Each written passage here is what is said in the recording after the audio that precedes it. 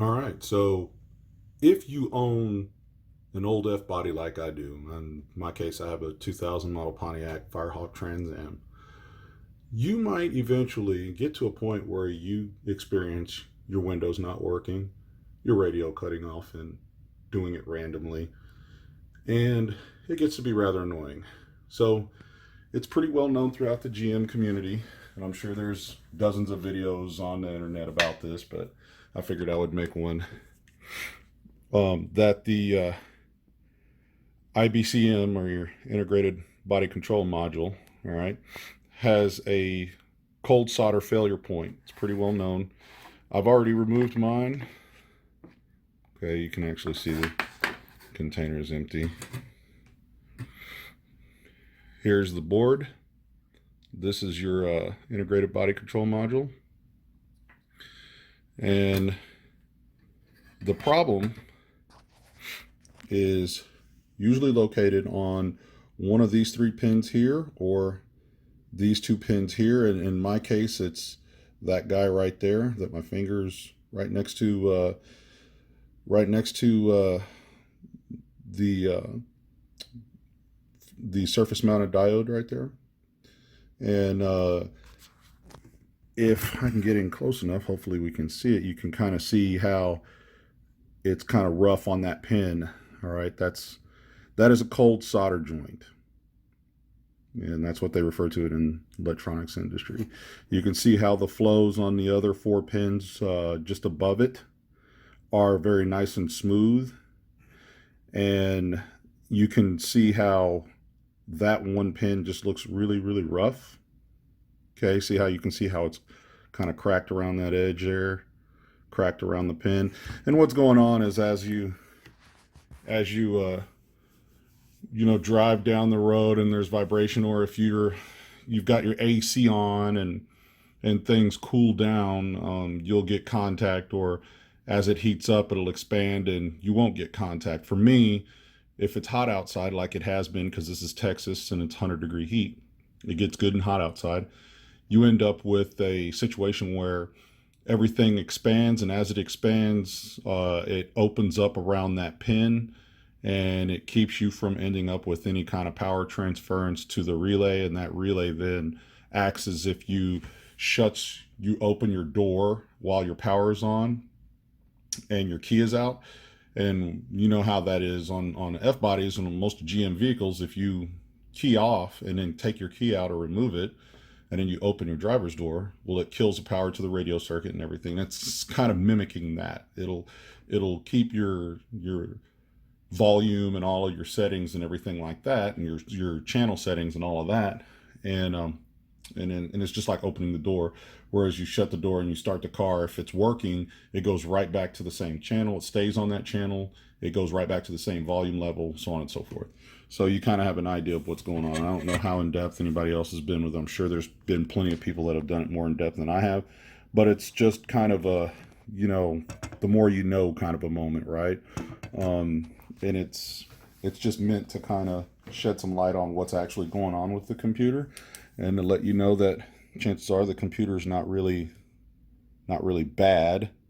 It's just a simple solder issue. You can see how bad that is right there. I mean, that is remarkable. And I guess the QC on their computer manufacturer was just not good that day. So all you need to fix that is to flux the 5 pins. You flux those 5 pins. You heat them up with a soldering iron, which mine has been, heating up and standing by. And then after you do that, you add a little bit of solder. You reflow that connection, and if everything is what it should be, which in this case I do believe it will be, it won't matter what temperature it is or whatever. Your radio will work like it's supposed to. Your windows will work like it's supposed to. You can go on about life. I plan on using some flux core solder to kind of help with reflow, but I also do have some leftover flux that is to be applied to the surface. So what we're going to do, we're going to get down to the nitty gritty. See if I can do this with one hand.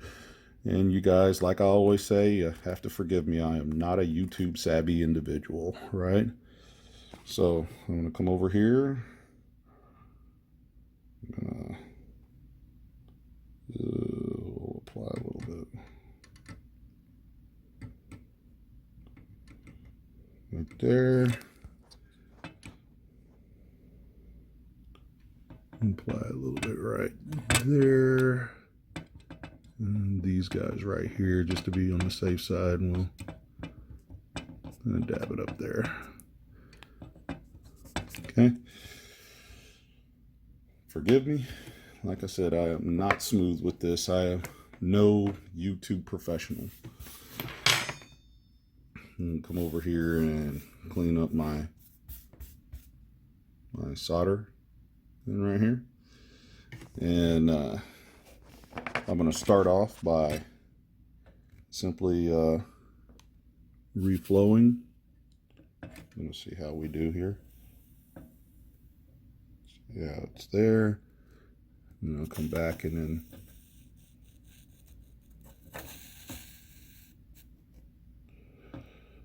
reflow there.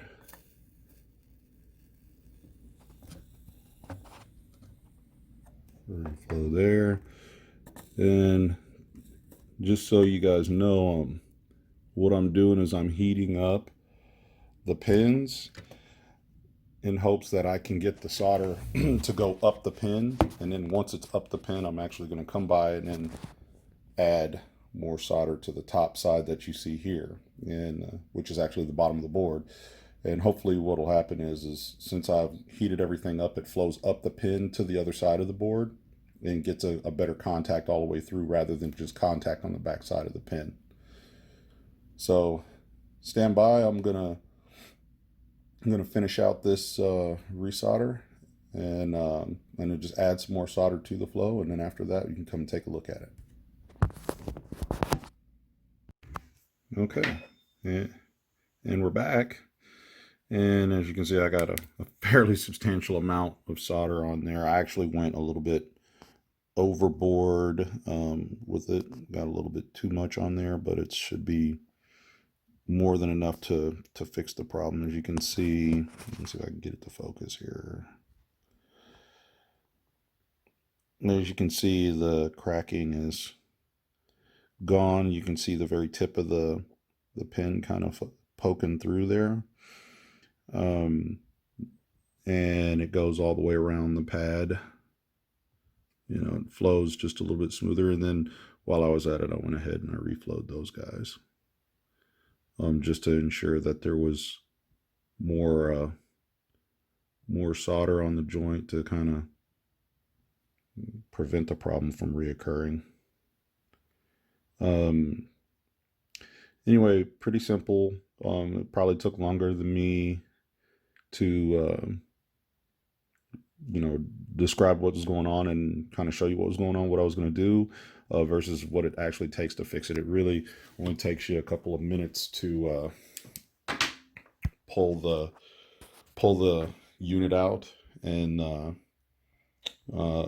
it takes probably longer to disassemble the plastic up underneath it than it does to actually get the computer apart and then put it back in the case, right? Pretty simple. The case is, for lack of a better way to put it, it's kind of hinged, and the computer sets in there like that. Of course, I'm being a little bit too simple with it.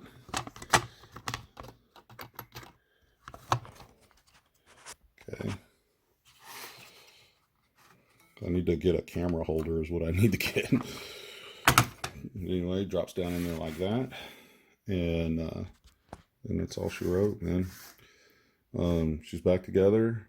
And go pop this back in the car and flip this guy down. You can tell it kind of snaps back together like that, and you're good to go. No more having to try to find a good used iBCM that's going to probably have the exact same issue that you just fixed. So I'm going to go pop this in, and then I will turn on the car and And as if by magic, everything should work in 101 degree weather right now, which is usually when my radio and my power windows wouldn't work. It wouldn't allow anything to work. So I'll hit you guys back here in a sec. I'll show you where the module is located, and we can go from there. Of course, everybody that's run into this problem before and knows what's up, they'll tell you that it's beneath the airbag. It's behind your glove box, and it's above the trim panel, the plastic trim panel that sits in the passenger side of the car. So it's a little bit tight area in the F body. There's not a lot of space there, but real easy to get to. There's no bolts, nuts, or screws. You literally just pull a couple of plastic tabs off. You pull a metal tab that holds the under panel on, and then once you do that, you'll have access to the control module from underneath. You literally just pull back on the plastic housing, and the computer just drops right out. The control module will just literally drop right out. I unconnected all but one of the connections so that I'd have an easier way of getting the computer out. Just kind of pull the harness and the computer at the same time and try to get it out of there, because it is a little bit tight. But once you get it out there, no big deal.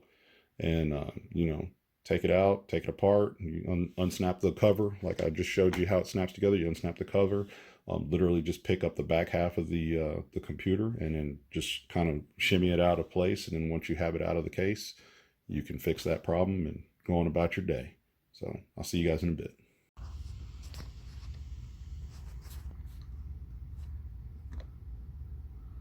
All right, so I'm in the floorboard of the TA. Pan up here, and that is where your iBCM is located. You can see the blue connector right there in the foreground, and you can see the black and the green connector. Those are the connectors that go to it, and the yellow connector is going to go to your airbag circuit. So anyway, this guy that I've got my finger on right here is literally, it just clips and holds it up there. It is not bolted in any way, shape, or form. So all you have to do is just pull back and then pull down on the module at the same time. The module will drop right out. Go around here. All right, so I'm in my car. As you can see, radio's working. Our windows are working. So that took care of my issue. Really just moving my car for my wife. She's getting ready to take off, and I figured now would be a pretty good time to get a video shot of everything functioning. That problem, like I say, it's very common. A lot of guys know about it, know what's going on with it.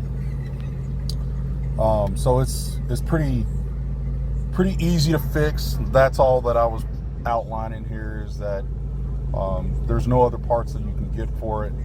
Most of the stuff for F-boats is discontinued. Y'all know that if you're an F-boat owner. I do believe this is passkey 2, I want to say, is what's in these vehicles, passkey 2. And there's a pellet that's in the ignition key, and that pellet is a specific amount of resistance. And if you try to buy a used iBCM, you're going to run into a problem with it working for your car, because your passkey will see that it belongs to a different vehicle, and then you'd have to get either the pellet replaced with the one that came with the vehicle that you took the iBCM from, or you'd have to get it from something else. That's my lovely wife there in the foreground. So it's just one thing to kind of, give you an out, keep you from having to buy a new part, so to speak, give you the opportunity to fix it without running into a whole bunch of problems, and get back to life as usual, man. So thanks you guys for joining me. Hopefully that helps y'all out. Maybe I can get this edited in, who knows. Otherwise, we'll catch y'all on the flip, man. I got my radio back. I got my power windows working. I'm a happy camper. Y'all take care.